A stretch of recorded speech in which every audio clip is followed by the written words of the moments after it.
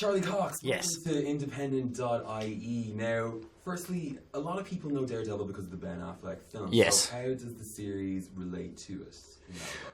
Well, it's very different. It's very different both thematically and tonally. From the reading of the comics that I've done, I felt like that the character of Daredevil suits a slightly maturer audience, one of the reasons I think that maybe the film struggled with fans a little bit is because I think they tried to make it for a younger audience, and I'm not sure that Daredevil works so well in that regard. Our show is because we're on Netflix, we're able to do PG-16, so there's a lot more kind of there's more sophisticated storylines, but also it's kind of much more gritty and gory and dark and sadistic. Huh? Always a winner. Oh, yeah, exactly. If in doubt, go really dark. And as regards, clearly for when you got the part, you would have had to do research into the Marvel and the comics, but were you a fan of the genre beforehand? Not really, no. I wasn't a fan of Daredevil. I wasn't not a fan, but I hadn't read any of the comics. I don't think I even knew that Daredevil was a part of the Marvel Universe. I was really ignorant. And I got the job, by the time I got the job, I'd been having lots of castings, and so I'd started reading then, and it kind of worked out quite well because I think by the time we started, I was kind of aware of how widely regarded he is and how well known Daredevil is and how important he is to so many people. And so I wasn't that nervous, but by the time we were kind of finishing, I was terrified because we'd been to Comic-Con, I'd met so many fans, and it was like, wow, this is a really big deal for a lot of people. Even now, the show hasn't even started on Netflix yet, but what is the reception like on the street? Marvel fans are passionate. Well, I don't read any of that. I don't read the blogs and all that kind of stuff because that's just not helpful to someone like me. You can't please everyone, and there's always going to be stuff that people don't agree with.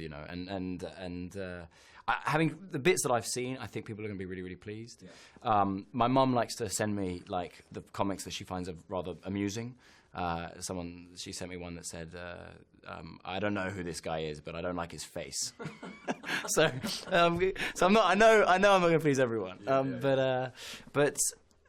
I'm cautiously very optimistic about it. I think from what I've seen, it's very cool, and I think that I think it's gonna satisfy a lot of the fans who were maybe underwhelmed by the previous. And for film. you yourself, taking on the part of a superhero, we know you previously for Stardust and Boardwalk and Theory, but it's not a genre that we've seen you in. Yeah, and I never imagined I would get that opportunity. It's such a thrill, I never thought in a million years that I would get the opportunity to join the Marvel Universe, and so many of my friends have. So it's been an absolute joy. I've loved it. And then as regards because as you say, your friends have joined, but the crossover, will there be crossovers with, say, Agents of S.H.I.E.L.D. or any of the films itself?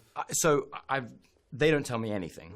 I know less than you about that, but I do know that Daredevil did become part of the New Avengers, and I know that that's in the mix. I have no idea if Daredevil will be in that film, or B, I'll be invited to be part of it. But I would love that. Obviously, it would be the dream. Which of your friends have joined the Marvel Universe, and what advice would you give them? Well, I don't know about advice. Andrew Garfield is Spider-Man, I'm friends with Benedict, who's about to do the Doctor Strange. I believe that's right. I worked with Henry Cavill. I know he's Superman, but there's a few of them. I know Tom Hiddleston, who's Loki. Okay. I was aware of. I was doing something in New York when Andrew was doing Spider-Man, and I remember him talking about the kind of all the physical aspect of the role and all those and that stuff, and I just remembered thinking how cool is that? How brilliant would that be? Well, absolutely, and taking on the physicality of a character who's not only a superhero but also blind. Blind and doesn't have any superpowers. So it's actually much more. It will hopefully be much more realistic and grounded in that way. He can't. The Daredevil and the Defender, they can't save the universe, but they can maybe save Hell's Kitchen, or they can maybe help some people in their city, and it's street level crime. You have to be Daredevil has to be in some way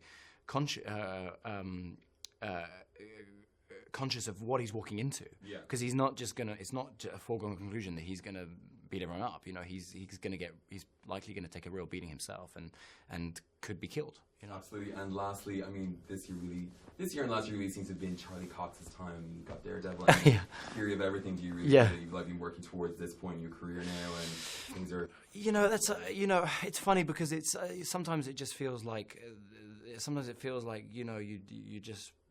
You know, I've been lucky enough to most of the time, you know, work. I mean, I've had periods of time where I haven't been able to get work, and I always, you know, put everything into it, and sometimes things turn out well, and other times they don't, or sometimes they turn out well and no one sees it, you know, and you really have no control over that kind of stuff. So I feel at the moment, I feel very kind of blessed that you know, Theory has done so well, and obviously for Eddie, his performance is extraordinary, and that's elevated that film.